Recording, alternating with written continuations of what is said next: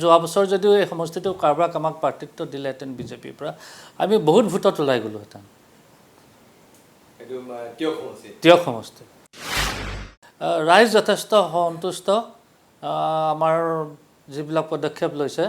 আৰু মই ভাবোঁ যোৱাবাৰ ইলেকশ্যনতকৈ এবাৰ ইলেকশ্যনত আমি বেছি চিট দখল কৰিব পাৰিম নতুন নতুন দল হোৱাৰ পিছত ভোট বেংকবিলাক তেওঁলোকৰ ভাগ হ'ব নিজৰ মাজত আমাৰ ভোট বেংকটোতো ইনটেক্ট থাকিব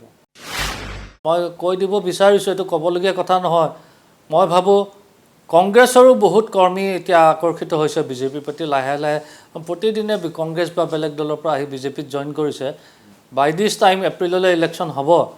আপুনি কংগ্ৰেছৰ অৱস্থাটো চাবলগীয়া হ'ব বৰ দুখজনক হ'ব ইলেকশ্যনৰ আগতে প্ৰত্যেকটো পলিটিকেল পাৰ্টিৰ প্ৰতি লোক আকৰ্ষিত হয় কম বেছি পৰিমাণে এই ৰেচিঅ'টোৰ ওপৰত কথা কাৰ ওচৰলৈ কিমান গৈছে আচলতে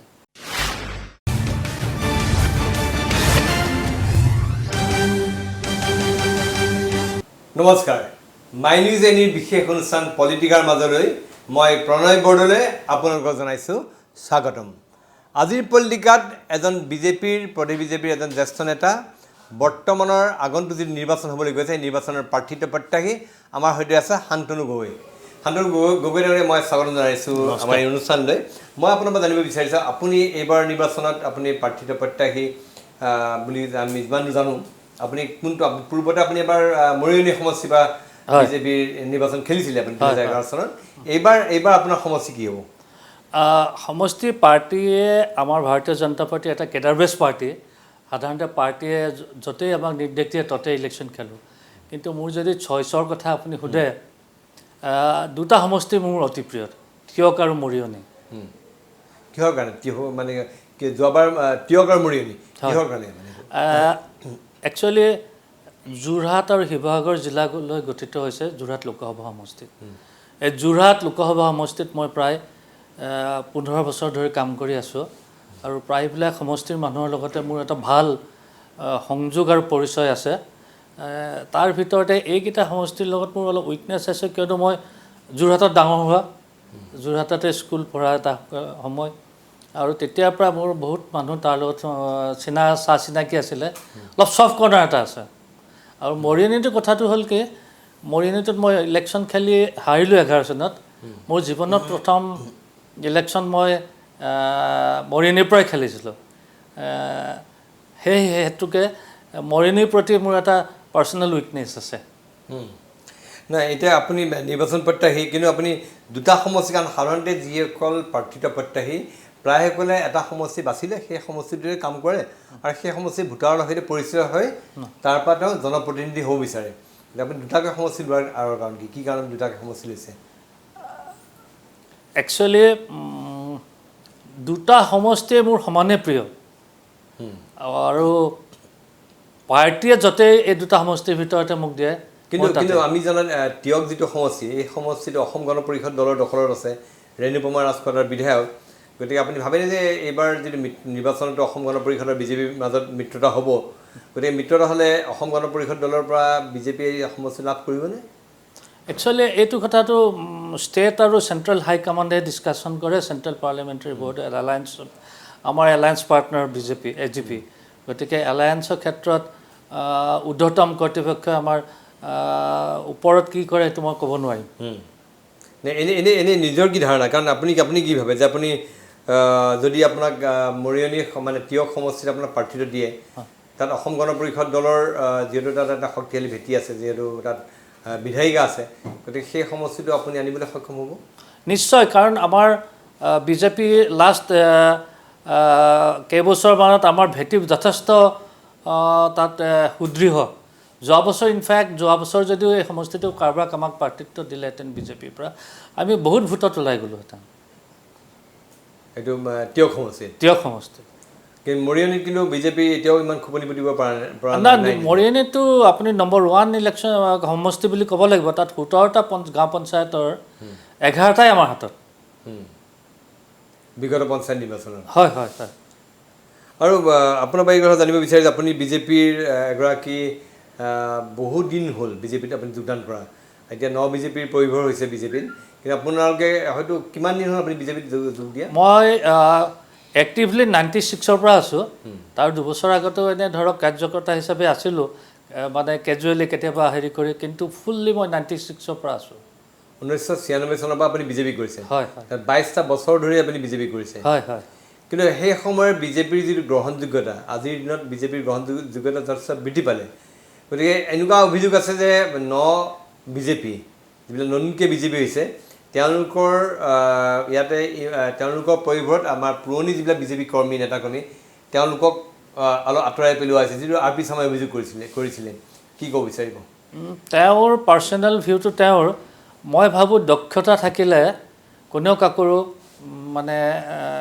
হেৰি কৰিব নোৱাৰে আৰু নতুন আৰু পুৰণিৰ সমাহাৰেৰে এটা পাৰ্টি চলে আৰু আমাৰ পুৰণি যিবিলাক কাৰ্যকৰ্তা তেওঁলোকো বৰ ছিজন কাৰ্যকৰ্তা পাৰ্টিৰ দৰ্শন আদৰ্শ তেওঁলোকৰ যথেষ্ট আছে আৰু ধৰক নতুনকৈ অহা কাৰ্যকৰ্তাবিলাকৰ মাজতো মই উৎসাহ দেখিছোঁ গতিকে মই ভাবোঁ নতুন আৰু পুৰণা সংমিশ্ৰণেৰে পাৰ্টিটোৱে যদি এটা আণ্ডাৰষ্টেণ্ডিঙত চলে পুৰণা কাৰ্যকৰ্তাও অকণমান আগবাঢ়ি আহিব লাগিব আৰু নতুনখিনিও পুৰণাখিনিক অলপ শ্ৰদ্ধা সহকাৰে মিলা মিছা কৰি যদি আগবাঢ়ি আহে মিক্স মেটছ কৰিলে মই ভাবোঁ পাৰ্টি আৰু উন্নতি হ'ব ওপৰত এনেই এইবাৰ যিহেতু চৰকাৰখন ক্ষমতাত আছে চৰকাৰৰ বিৰুদ্ধে বহুবিলাক অভিযোগ আহিছে বিশেষকৈ তেওঁলোকে বিজেপি চৰকাৰে কেন্দ্ৰ ৰাজ্য উভয়তে যিবিলাক প্ৰতিশ্ৰুতি দিছে প্ৰতিশ্ৰুতিবিলাক পালন কৰা নাই সেনেকুৱা অভিযোগ আছে গতিকে এনেকুৱা এণ্টি ইনকামেঞ্চি এনেকুৱা ফেক্টৰ হ'ব পাৰে নেকি এইবাৰ নিৰ্বাচনত মই নাভাবোঁ আমাৰ যিবিলাক বিভিন্ন প্ৰকাৰৰ আঁচনি লোৱা হৈছে আপুনি যদি উজনিৰ গাঁও অঞ্চললৈ যায় ৰাস্তা ঘাটৰ পৰা পানী যোগান আঁচনিৰ পৰা আদি কৰি ইভিন টি গাৰ্ডেনবিলাকত চাহ বাগিচাবিলাকত য'ত আগতে মানুহ মৰিছিলে মেলেৰিয়া হৈ বা বেলেগ অসুখত মৰিছিলে ৰাস্তা ঘাট ভাল হৈছে গাৰ্ডেনৰ শ্ৰমিকবিলাকৰ লাইনবিলাকত পকা ৰাস্তা হৈছে এতিয়া তেওঁলোকৰ হেল্থ হস্পিটেলৰ ব্যৱস্থা কৰা হৈছে স্কুলৰ ব্যৱস্থা কৰা হৈছে নতুনকৈ আকৌ 18খন নে কিমান স্কুল এখন বাগিচা অঞ্চলত হেৰি কৰিব গতিকে গাঁও অঞ্চলৰ লগতে আমাৰ উজনিত মানে চাহ বাগিচা অঞ্চলৰ সমানে মানে উন্নতি আগবাঢ়িছে কিন্তু এণ্টি ইনকামেঞ্চি এটা ফেক্টৰ নহ'বনে আপোনাৰ এনেকুৱা ধৰণৰ যে চৰকাৰৰ বিৰুদ্ধে এটা খুব আছে বিশেষকৈ কাৰ সময় হ'ল কাৰ সময়ত চৰকাৰখনে লোৱা ভূমিকা তাৰ পৰৱৰ্তী সময়ত বিভিন্ন কাৰ্যসূচীত NRCৰ ক্ষেত্ৰত লোৱা চৰকাৰখনে লোৱা ভূমিকা বা অন্য প্ৰসংগক লৈ ৰাইজৰ মাজত এটা ক্ষোভ বা বিদ্বেষ দেখা নাইনে না ক্ষোভটো আৰম্ভণিতে কা আন্দোলনৰ সময়ত হৈছিলে ৰাইজে কথাটো বুজি পোৱা নাছিলে মই ভাবোঁ এতিয়া ৰাইজে মইতো উজনিত বা নামনিত বেলেগ অঞ্চলত ইণ্টেৰিয়ৰ জেগাত ঘূৰিছোঁ গাঁও অঞ্চলতো ঘূৰিছোঁ ৰাইজ যথেষ্ট সন্তুষ্ট আমাৰ যিবিলাক পদক্ষেপ লৈছে আৰু মই ভাবোঁ যোৱাবাৰ ইলেকশ্যনতকৈ এবাৰ ইলেকশ্যনত আমি বেছি ছিট দখল কৰিব পাৰিম কিন্তু এইবাৰতো কংগ্ৰেছৰ যথেষ্ট শক্তিশালী ৰূপত আত্মপ্ৰকাশ ঘটাবলৈ চেষ্টা কৰিছে ঠিক সেই নতুনকৈ দুটা আঞ্চলিক দল এটা হ'ল অসম জাতীয় পৰিষদ তাৰপিছত ৰাইজৰ দল এই সংগঠনকেইটাও যথেষ্ট চেষ্টা কৰিছে এনে পৰিপ্ৰেক্ষিতত এই কথাতে বিজেপিৰ কাৰণে অসুবিধাৰ সৃষ্টি নকৰিব জানো এইটো মই ভাবোঁ ব্লেছিং ইন ডিছগাইছে হ'ব কেনেকৈ নতুন দল হোৱাৰ পিছত ভোট বেংকবিলাক তেওঁলোকৰ ভাগ হ'ব নিজৰ মাজত আমাৰ ভোট বেংকটোতো ইনটেক্ট থাকিব যি আমাৰ কৰ্মী আৰু মোৰ যিটো ভোট বেংক বিজেপিৰ আমাৰ যিটো এই ইয়েৰ্ছ টুগেডাৰ এটা ভোট বেংক এটা তৈয়াৰ হৈছে ভোট বেংকটো আমাৰ ইনটেক্ট থাকিব আৰু তেওঁলোকৰ ভোট বেংকৰ মাজত ভাঙোন আনিব আৰু ইভিন আপুনি মই কৈ দিব বিচাৰিছোঁ এইটো ক'বলগীয়া কথা নহয় মই ভাবোঁ কংগ্ৰেছৰো বহুত কৰ্মী এতিয়া আকৰ্ষিত হৈছে বিজেপিৰ প্ৰতি লাহে লাহে প্ৰতিদিনে কংগ্ৰেছ বা বেলেগ দলৰ পৰা আহি বিজেপিত জইন কৰিছে বাই দিছ টাইম এপ্ৰিললৈ ইলেকশ্যন হ'ব আপুনি কংগ্ৰেছৰ অৱস্থাটো চাবলগীয়া হ'ব বৰ দুখজনক হ'ব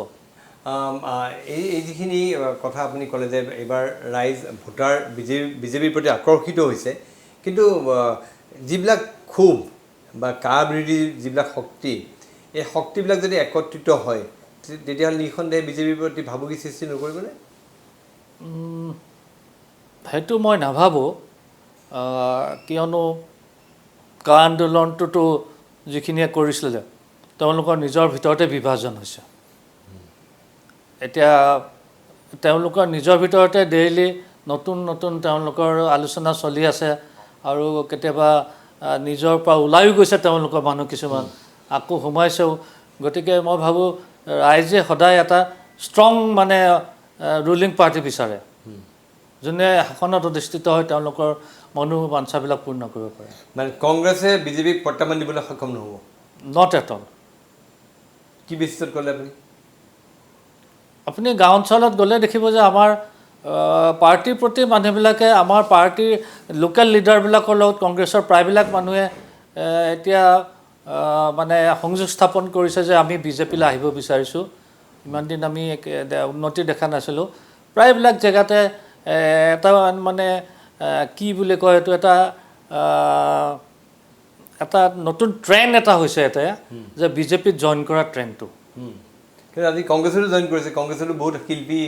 সাহিত্যিক আৰু কংগ্ৰেছৰ সাংবাদিকো গৈছে কংগ্ৰেছত সেনেকুৱাও দেখিবলৈ পাইছোঁ আমি কংগ্ৰেছতো হৈছে ইলেকশ্যনৰ আগতে প্ৰত্যেকটো পলিটিকেল পাৰ্টিৰ প্ৰতি লোক আকৰ্ষিত হয় কম বেছি পৰিমাণে এই ৰেচিঅ'টোৰ ওপৰত কথা কাৰ ওচৰলৈ কিমান গৈছে আচলতে আপুনি আমি জানো আপুনি যোৰহাট সমষ্টিৰ পৰা সংসদীয় নিৰ্বাচনৰ আপুনি প্ৰাৰ্থীৰ দাবীদাৰ আছিলে হয় জানো আপুনি যোৰহাট সমষ্টিৰ প্ৰাৰ্থীৰ দাবীদাৰ আছিলে কিন্তু আপোনাক বঞ্চিত কৰিলে আপুনি যদিও দলৰ এজন জ্যেষ্ঠ নেতা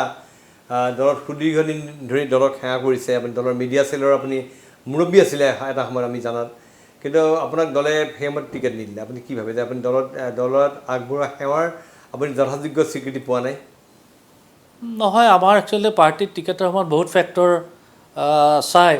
কিজানি দলে ভাবিলে তপন গগৈ মোতকৈ অলপ পপুলাৰিটি বেছি বা উইনেবিলিটি ফেক্টৰটো আছে যিয়ে নহওক মই সেইটোলৈ ক্ষোভ কৰা নাই ক্ষোভ ৰখা নাই একো দলে যেনেকৈ দিছে আমি এটা অবিডিয়েণ্ট চলজাৰ পাৰ্টিৰ দলৰ ডিচিশ্যন সদায় মানি আহিছোঁ বিসংবাদ কৰা নাই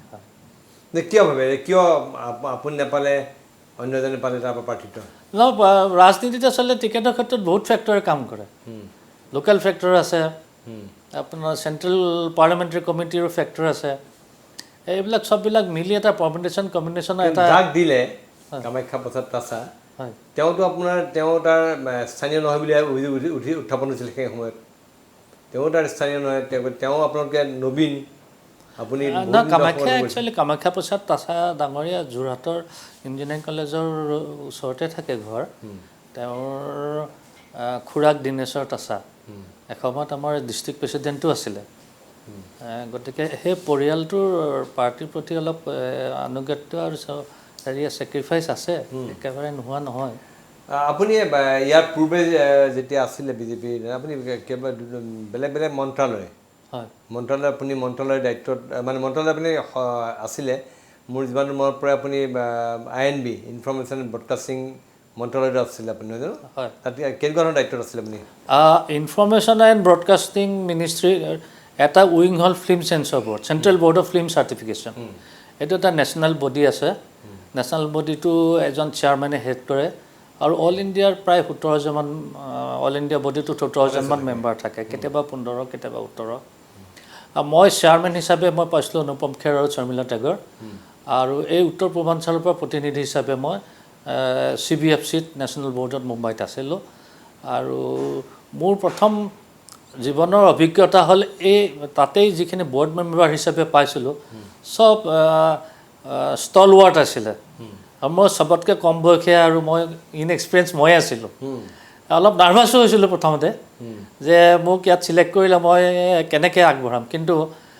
সব মানুহবিলাক ইমান কোঅপাৰেটিভ কি বেচিছত আপুনি তাত নিৰ্বাচিত হৈছিল আপুনি দলৰ প্ৰতিনিধি নে কেনেকুৱা ধৰণৰ না সাধাৰণতে বেলেগ বেলেগ ৱৰ্কশ্বপ লাইফৰ পৰা নিয়ে কিছুমান পলিটিকেল বেকগ্ৰাউণ্ড থকা কিছুমান টিচাৰ বা কিছুমান আৰ্টিষ্ট বেলেগ বেলেগ বেকগ্ৰাউণ্ডৰ মানুহ নিয়ে তাত আৰু মই যথেষ্ট তাৰ পৰা শিকিছিলোঁ আৰু তেতিয়া আমাৰ ৰিজনেল অফিচটো এতিয়া হ'লনে নাই নাজানো মই ৰিজনেল অফিচটো ইয়াত চেঞ্চৰ বৰ্ডত আনিব যথেষ্ট চেষ্টা কৰিছিলোঁ কাৰণ এতিয়া ৰিজনেল অফিচটো অসমীয়া চিনেমা বা ৰিজনেল চিনেমাবিলাক স্ক্ৰিনিং ইয়াত হৈ যদিও আমাৰ যিজন আৰু ৰিজনেল অফিচাৰজন কেলকাতাৰ পৰা আহি পেলাই অহা যোৱা কৰিছিলে মই বোলে এটা ইণ্ডিপেণ্ডেণ্ট আৰু এটা ৰিজনেল অফিচ লাগে কিন্তু তাৰ মাজতে গভৰ্ণমেণ্ট ফেইল হ'ল মই আমাৰ বৰ্ড মিটিঙতো এইটো উত্থাপন কৰিছিলোঁ মাইনুটছতো এইটো লিখা হৈছিলে আৰু মই ভাবোঁ অলপ দিন চৰকাৰ থকাহেঁতেন এইটো আমি ৰিজনেল অফিচ এটা পালোহেঁতেন অসমত আপুনি কিমান চনৰ বা কিমান চনলৈ চেঞ্চৰ বৰ্ডৰ সদস্য আছিলে একচুৱেলি এইটো হ'ল টাৰ্মটো হ'ল 3 বছৰীয়া টাৰ্ম এটা ইণ্ডিপেণ্ডেণ্ট বডি হিচাপে কিন্তু সেই হিচাপত মাজতে আমাৰ চৰকাৰ পৰিৱৰ্তন হ'ল চৰকাৰ পৰিৱৰ্তন হোৱাৰ পিছত UPA চৰকাৰ আহিলে শৰ্মিলা টেগৰক নতুনকৈ চেয়াৰমেন পাতিলে মই ভাবিছিলোঁ I should put my paper down যেতিয়া নতুন আহিছে কিন্তু মোক মোৰ ছিনিয়ৰবিলাকে ক'লে যে তই কণ্টিনিউ কৰি থাক হেৰি নোহোৱালৈকে মই শৰ্মিলা টেগৰক পালোঁ দুখন বৰ্ড মিটিঙত চেয়াৰমেন হিচাপে আৰু তাৰপিছত এই বৰ্ডখন ভাঙি দিলে কিন্তু মই যেতিয়া লাষ্ট বৰ্ড মিটিঙত গৈছিলোঁ মই ভাবিছোঁ মাই ডেইজ আৰ নাম্বাৰিং গতিকে মোৰ যিখিনি মোৰ কৰ্মী আছিলে মোৰ তলত ছাবঅৰ্ডিনেটে কাম কৰিছিলে চবকে মই এটা গিফ্ট হেম্পাৰ আৰু এপ্ৰিচিয়েশ্যন লেটাৰ এটা লৈ গৈছিলোঁ আৰু ঘূৰি অহাৰ পিছত মোৰ কথাটোৱে হ'ল স্পীড পোষ্টত এখন চিঠি আহিলে চেয়াৰমেনৰ পৰা আৰু খুব ধুনীয়াকৈ তেখেতে লিখিছে যে will miss your company in future গতিকে একো সন্মানত নলগাকৈ বৰ ধুনীয়াকৈ তেখেতে কথাটো বুজাই দিলে ইউ আৰ মোৰ ইন দ্য বৰ্ড আৰু তেওঁ যিটো ভাষাত লিখিলে মই সদায় সেইটো মনত ৰাখিম যে মানুহক ভালেৰেও মানে কিছুমান আত্মসন্মানত নথকাকৈ ভাষাৰে লিখিলে তেনেকুৱা ধৰণৰ চিঠি লিখিলে মানে যথেষ্ট প্ৰয়োজন আছে তেনেকুৱা চিঠি এতিয়া আপুনি চেঞ্চাৰ বৰ্ডৰ মেম্বাৰ আৰু এটা মন্ত্ৰালয়ৰ আপুনি সদস্য আছিলে তাৰমানে আৰু এটা উল্লেখযোগ্য মন্ত্ৰালয় হ'ল আগতে আমাৰ প্ৰথম বাজপেয়ীজী যেতিয়া আহিলে তেতিয়া ছ'চিয়েল ৱেলফেয়াৰ বুলি ডিপাৰ্টমেণ্টটো যিটো আছিলে সেইটো তেওঁ পৰিসমাপ্তি ঘটাই ministry of social justice and empowerment সামাজিক ন্যায় অধিকৰণ আৰু আপোনালোকে জনাবলৈ পাইছে আপোনাৰ পৰ্টেলৰ থ্ৰুৱেদি মই সুখী হৈছোঁ যে সেই সময়ত 8টা ৰিজনেল চেণ্টাৰ তেওঁ কৰিবলৈ দিছিলে আমাৰ নৰ্থ ইষ্টৰ কাৰণে এটা ৰিজনেল চেণ্টাৰ আমি গুৱাহাটীত কৰিছিলোঁ গুৱাহাটী মেডিকেল কলেজৰ ফ্ৰণ্টত এটুকুৰা জেগা অসম চৰকাৰে দিলে কম্পজিট ৰিজনেল চেণ্টাৰ বুলি আচ্ছা আৰু সেইটো চেণ্টাৰৰ আণ্ডাৰত আমি এইটো সামাজিক ন্যায় মন্ত্ৰালয়ৰ অধীনস্থ এটা উইং হ'ল composite regional centre for disabled persons আচ্ছা এতিয়া মানে পূৰা ফুল সেইটো ভাবে যে আপোনাৰ দিনৰ এটা অন্যতম কৃতিত্ব বুলি নকওঁ সেইটো এটা মই মনত ছেটিছফেকশ্যন এটা আছে আৰু যে কিবা এটা উত্তৰ পূৰ্বাঞ্চলৰ কাৰণে কৰিছিলোঁ সেইটো আৰু বিজেপি আপুনি সুদীৰ্ঘ কাল কৰিছে বিজেপিৰ আগতে আপুনি অন্য কোনো সংগঠনৰ সৈতে জড়িত আছিল মই ছাত্ৰ অৱস্থাত অৱশ্যে মই সদৌ অসম ছাত্ৰ সন্থাৰে এজন কাৰ্যকৰ্তা আছিল যোৰহাট জিলাত তেতিয়া আমাৰ আন্দোলনতো যোগ দিছিলোঁ অৱশ্যে এতিয়া আপোনাৰ যিটো কথা ওলাই আছে যে যদিও বিজেপিৰ দায়িত্বত মুখ্যমন্ত্ৰী আছে মুখ্যমন্ত্ৰী সৰ্বানন্দ সোণোৱালে দল চলাই আছে বা চৰকাৰখন চলাই আছে বহুতে ভাবে যে সৰ্বানন্দ সোণোৱালৰ অন্যতম প্ৰতিদ্বন্দ্বী এই ক্ষেত্ৰত হিমন্ত বিশ্ব শৰ্মা আপুনি কি ভাবে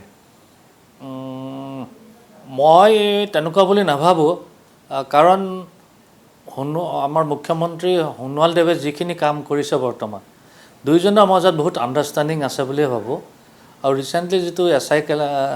লৈ কেলেংকাৰী হ'ল তেওঁক আমি ক্ৰেডিট দিবই লাগিব যে ইমান কম সময়ৰ ভিতৰতে গোটেইখিনি তেওঁ যিখিনি কৰিলে মই ভাবোঁ তেওঁক একেবাৰে যিখিনি পলিটিকেল তেওঁৰ এগেইনষ্টে ক্ৰিটিচাইজ কৰে তেওঁলোকেও এইটো কথা মানি লৈছে যে he is a very able chief minister মুখ্যমন্ত্ৰীৰ পৰা সৰ্বানন্দ সোণোৱাল সফল হৈছে আৰু মই ভাবোঁ বিগত দিনবিলাকত যদি আমি এনালাইচিছ কৰোঁ আগৰ মুখ্যমন্ত্ৰী আৰু তেওঁ মুখ্যমন্ত্ৰীয়ে কাম কৰা পদ্ধতি একদম ক্ৰিষ্টেল ক্লিয়াৰ চবেই হেৰি কৰে আৰু তেওঁ খুব এক্টিভ মানুহ আৰু মই ভাবোঁ এফিচিয়েঞ্চি লেভেলটো বহুত ওপৰত অসমৰ মানুহক যদি আপুনি কয় যে বিজেপিক ভোট দিব লাগে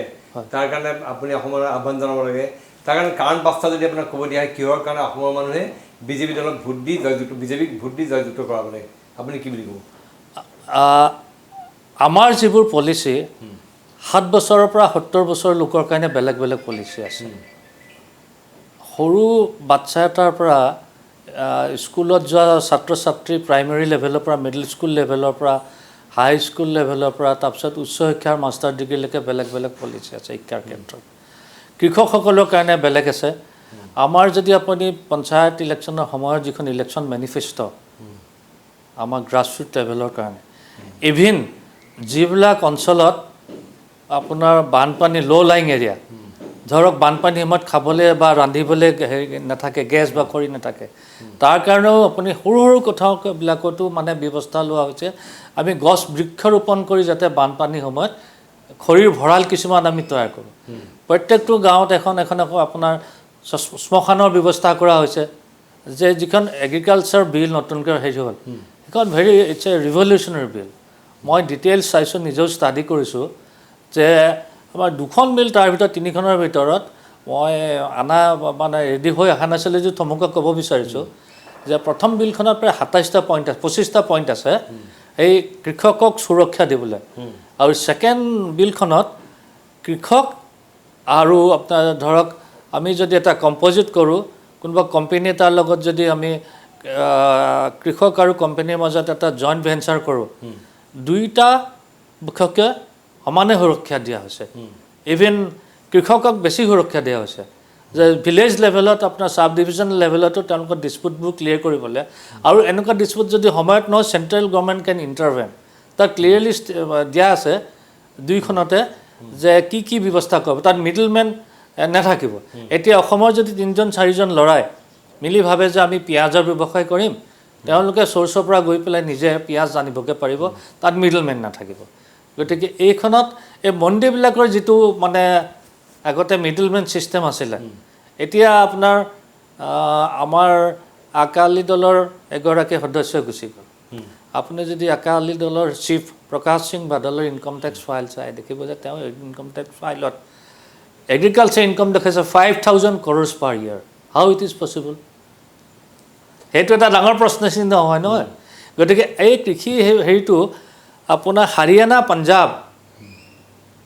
তাতে চেণ্ট্ৰিক হৈছে অলপ চলপ চাউথৰ মহাৰাষ্ট্ৰত অলপ হৈছে বাকীবিলাক বিহাৰ বা বাকীবিলাক ৰাজ্যত তাৰ ওপৰত কোনো প্ৰভাৱ পৰা নাই আৰু চবেই এই যোনে বুজিছে সেইখন বৰ আদৰি লৈছে ধুনীয়াকৈ এই যে এগ্ৰিকালচাৰ বিলৰ বিৰুদ্ধে হয় দেশজুৰি প্ৰতিবাদ উত্থাপন হৈছে নাই দেশজুৰি হোৱা নাই মানে চাওক আপোনাৰ এই বস্তুটো বিশেষকৈ এগ্ৰিকালচাৰ হাৰিয়ানা আৰু পাঞ্জাব আপোনাক কৈছোঁ সেই দুখন মণ্ডিবিলাক থাকে আপুনি এজন কৃষক হিচাপে ডাইৰেক্টলি আপুনি কোনোবা এজনক ডাইৰেক্টলি বিক্ৰী কৰিব নোৱাৰে ইউ হেভ টু গ' থ্ৰু দ্য মণ্ডি মণ্ডিত আপুনি এটা হেৰি দিব লাগিব তাত এটা কমিশ্যন কাটিব তেওঁলোকে তাৰপিছত তেওঁলোকে প্ৰাইচটো ভেৰি কৰিব নিজৰ মতেদি নহয় এই বস্তু মাণ্ডিৰ মাণ্ডিৰ জৰিয়তে যাবলগীয়া হোৱাৰ লগে লগে মধ্যভোগী শ্ৰেণীৰ সৃষ্টি হ'ল একজেক্টলি মধ্যভোগী শ্ৰেণীৰ সৃষ্টি হ'ল এতিয়া মধ্যভোগীবিলাক নাথাকিব কৃষকে বিক্ৰেতাৰ লগত ডাইৰেক্ট কানেক্ট হয় হয় এতিয়া আপোনাৰ পৰিয়ালৰ বিষয়ে ক'ব নেকি আপোনাৰ নিজৰ হয় মোৰ বৰ্তমান মা আছে শ্ৰীমতীয়ে হাই ছেকেণ্ডেৰী স্কুল এখনত ছাবজেক্ট টিচাৰ ইংৰাজী আৰু মোৰ সন্তান এটাই মোৰ ছোৱালীজনী প্ৰায় আজি 7.5 বছৰ ধৰি ফিনলেণ্ডত আছে ইয়াৰ পৰা বিটেকত বায়'টেকনলজিত বিটেক কৰি গৈছিলে তাত তাই মাষ্টাৰ ডিগ্ৰী কৰিলে এনভাইৰমেণ্টেল ইঞ্জিনিয়াৰিঙত তাই এনভাইৰমেণ্টেল ইঞ্জিনিয়াৰিঙতো PhD এতিয়া থেচিছ ছাবমিট কৰিলে কিন্তু এতিয়া আপোনালোকে জানি সুখী হ'ব তাক গভৰ্ণমেণ্ট অফ ফিনলেণ্ডে কেপিটেল হেলচিংকিত এজ এ এনভাইৰমেণ্টেল ইঞ্জিনিয়াৰ হিচাপে নিযুক্তি দিছে এই অক্টোবৰ মাহৰ 1 তাৰিখৰ পৰা আৰু তাই ফাৰ্ষ্ট নন ইউৰোপিয়ান গভৰ্ণমেণ্টে স্বীকৃতি দিয়া first non European government of ফিনলেণ্ডৰ গভৰ্ণমেণ্ট অফ হেলচিংকিত আছে হয় এতিয়া আৰু আপোনাৰ আৰু কি সপোন আছে আপোনাৰ আপুনি দীৰ্ঘদিন ধৰি লাগি আছে বিজেপি না মোৰ সপোন এটাই যে মোৰ ৰাইজক সেৱা কৰি যাব লাগে আৰু যিটো সমষ্টিতে মই যদি সুযোগ পাওঁ সেই সমষ্টিটোক লৈ কিছুমান ড্ৰিম আছে মোৰ অলপ মই বহুত দিন দিল্লীত শিকিছোঁ মন্ত্ৰালয়বিলাকত থাকি কেনেকৈ কি কাম কৰিব লাগে মই ভাবোঁ সময়ত সেইবিলাক যদি পাৰ্থিত্ব পাওঁ মাষ্টাৰ প্লেনটো মই আপোনালোকক ক'ম এতিয়া কি ভাবিছে আপুনি মৰিয়নি বা তিয়ক মৰিয়নি পাব যোৱা বিধায়ক আছিলে মানে 2016 কিন্তু মই আপোনাক এটা কথা কওঁ মৰিয়নি কৰ্মীবিলাকৰ উৎসাহ দেখি মই এবাৰ অভিভূত হৈ গৈছোঁ য'তে যাওঁ গম পাইছে তেওঁলোকে আকৌ তেওঁলোকৰ ঘৰত মাতিছে বা বেলেগত মাতিছে ইভেন তেওঁলোকে কথা চথা আলোচনা হোৱাৰ পিছতো প্ৰায় 30-35 মিনিট ফটো তোলোতে লাগিছে তেওঁলোক মানে পুৰণা কৰ্মীবিলাকৰ উৎসাহ বাঢ়িছে নতুনবিলাকো আহিছে চিনাকি হ'বলৈ এটা পজিটিভ ভাইব দেখা পাইছোঁ মই তাত মৰিয়নি আপুনি কোনটো সমষ্টি প্ৰিফাৰ কৰিব মৰিয়নি নে তিয়ক নাই দুইটা ইকুৱেলি মোৰ কাৰণে হেৰি য'তে পাৰ্টীয়ে য'তে হেৰি কৰে পাৰ্টিয়ে য'তে দিয়ে আৰু প্লেচ কৰে এতিয়া আপুনি আপুনি আপুনি যেতিয়া দলৰ লগত আপুনি সমষ্টিৰ পৰা নিৰ্বাচন খেলিব সেই সময়ত আপুনি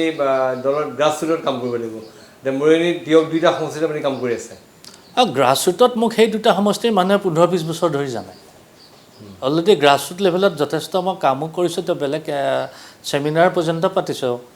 নেশ্যনেল ছেমিনাৰ পাতিছোঁ বেলেগ বেলেগ হেৰি কৰিছোঁ মানুহবিলাকৰ যথাসাধ্য তেওঁলোকৰ যিবিলাক সৰু সুৰা প্ৰব্লেম এইবিলাক ছল্ভ কৰি আছোঁ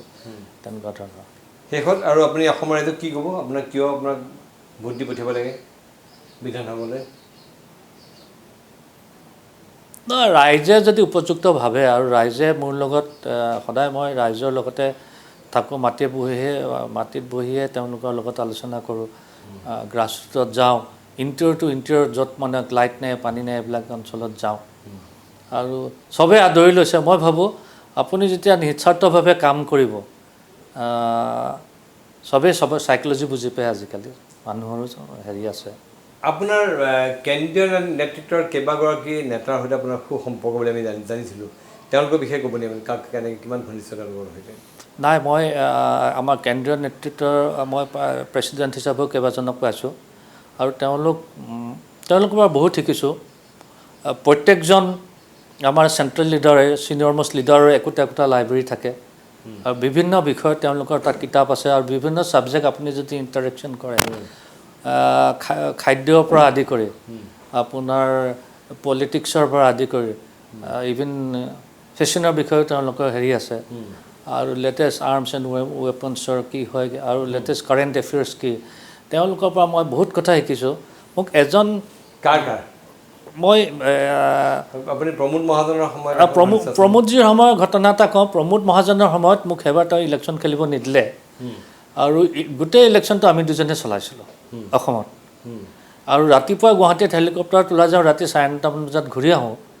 আকৌ 10টাৰ পৰা আমি নেক্সট ডে কাৰণে প্ৰগ্ৰেম বনাওঁ 1:30 বজালৈকে 1:30 বজাত মই 2টা বজাত ঘৰলৈ আহোঁ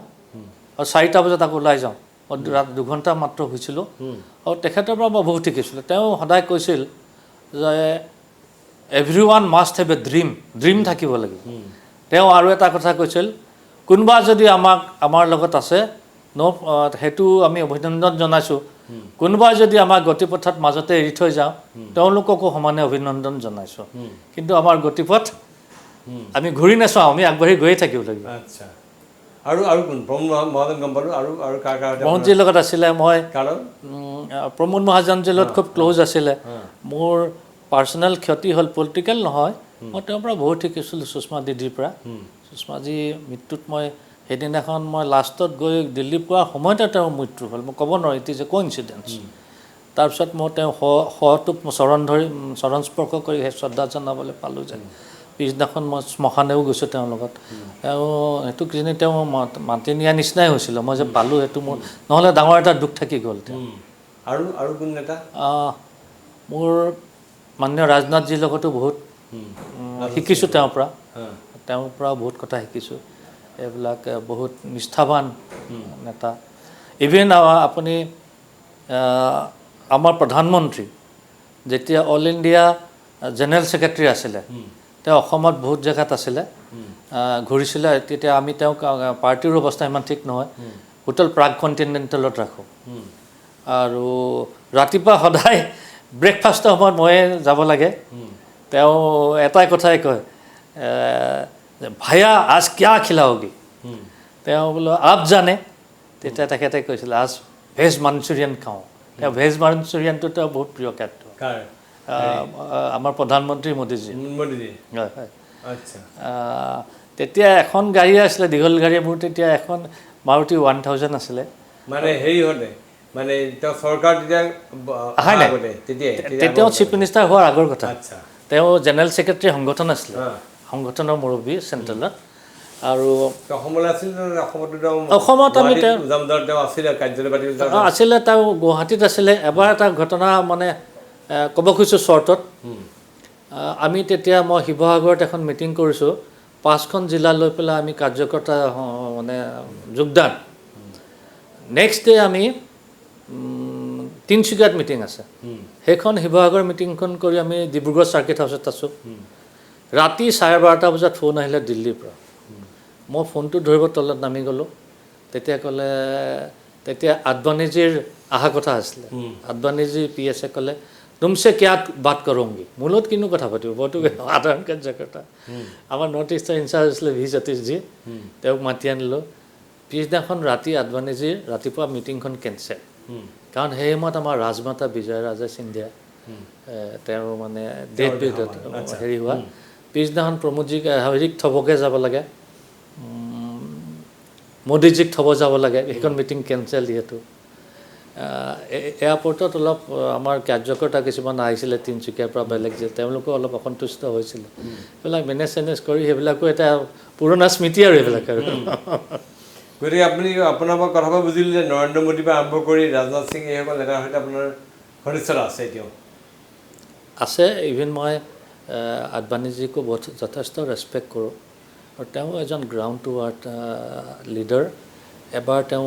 অসমত আহিছিলে অসমত আহোঁতে তেওঁক মই ৰিচিভ কৰা মোৰ দায়িত্ব পৰিছিলে কিন্তু মই বেলেগ এটা কামত ব্যস্ত থকাৰ কাৰণে যাব নোৱাৰিলোঁ মই এতিয়া হাইকোৰ্টৰ ফ্ৰণ্টতে ৰখি থাকিলোঁ মেইন দৰ্জাত মানে গেটখনৰ মুখত ব্ৰহ্মপুত্ৰ চুকৰ তেওঁ কাৰ্কেটটো আহিলে মোক দেখি তেওঁ পটকৈ ৰখিলে গাড়ীখন ৰখাব ক'লে আদবানীজীয়ে হা গাড়ী ৰখালে তেওঁ গাড়ীৰ পৰা নামি আহিলে নামি আহি তেওঁ ব্লেক কেট যিবিলাক কামাণ্ডৰ তেওঁ খালি এটা ছিংগল কামাণ্ড কৰিছে হল্ট বুলি কৈছে হল্ট হল্ট বুলি কোৱাৰ লগে চব ডিছপাৰ্চ হৈ গ'ল আঁতৰি দিলে তেওঁ মোক ল'লে তাৰ পৰা তেওঁ খোজকাঢ়ি গৈছে ব্ৰহ্মপুত্ৰ চুকলৈকে তেনেকুৱাই মানে সম্পৰ্ক ঘনিষ্ঠতা আছিল না তেনেকুৱা এজন তেওঁ মানে কি হেৰি হাম্বল লিডাৰ তেওঁলোকৰ সৈতে আপোনাৰ ঘনিষ্ঠতা আছিলে তেওঁলোকৰ পৰা শিকিছোঁ যথেষ্ট শিকিছোঁ এতিয়া আপুনি মানে আপুনি ভাবে যে আপুনি এইবাৰ বিজেপিৰ টিকেটৰ দাবীদাৰ গতিকে আপুনি টিকেট পাব লাগে দুইটা সমষ্টি যোনটো সমষ্টি পাহক না পাৰ্টীয়ে যদি বিবেচনা কৰে বাকীখিনি ৰাজ্যিক নেতৃবৰ্গ আৰু কেন্দ্ৰীয় নেতৃবৰ্গৰ ওপৰত ডিপেণ্ড কৰে আচ্ছা মই সেইটো কোনো ক্ষোভ নহয় নিশ্চয় মই দিলে ভালেই পাম সেৱা কৰিবলৈ সুযোগ শেষত মৰিয়নী ৰাইজক কি ক'ব আপুনি মৰিয়নী আৰু তিয়কৰ ৰাইজক কি ক'ব আপুনি যদিহে আপুনি টিকেট পায় সমষ্টি কি মই তেখেতসকলৰ লগত আছোঁ আৰু মই যদি সুযোগ পাওঁ সমষ্টিটো জাকত জিলিকা কৰি তোলোঁ সমষ্টি জাকত জিলিকা কৰাৰ আশা কৰিছে আৰু তেখেতে বিজেপিত যোগদান কৰা আজি প্ৰায় দুটা দশকৰ অধিককাল হৈ গ'ল তেখেত সুদীৰ্ঘকাল বিজেপিত জড়িত হৈছে আৰু এইবাৰ তেওঁ প্ৰাৰ্থিত্ব প্ৰত্যাশী মৰিয়নী আৰু তিয়ক সমষ্টিৰ পৰা আশা কৰিছোঁ আপোনাৰ মনৰ বাঞ্ছা পূৰণ হওক এই কামনা কৰিলোঁ পুনৰবাৰ আপোনাক শুভেচ্ছা জ্ঞাপন কৰি আমাৰ বিশেষ অনুষ্ঠান পলিটিকৰ মাজৰ পৰা মই প্ৰণয় বৰদলৈ ভিডিঅ' জাৰ্নেলিষ্ট আশিক আৰু অজয়ৰ সৈতে বিদায় দিছোঁ ধন্যবাদ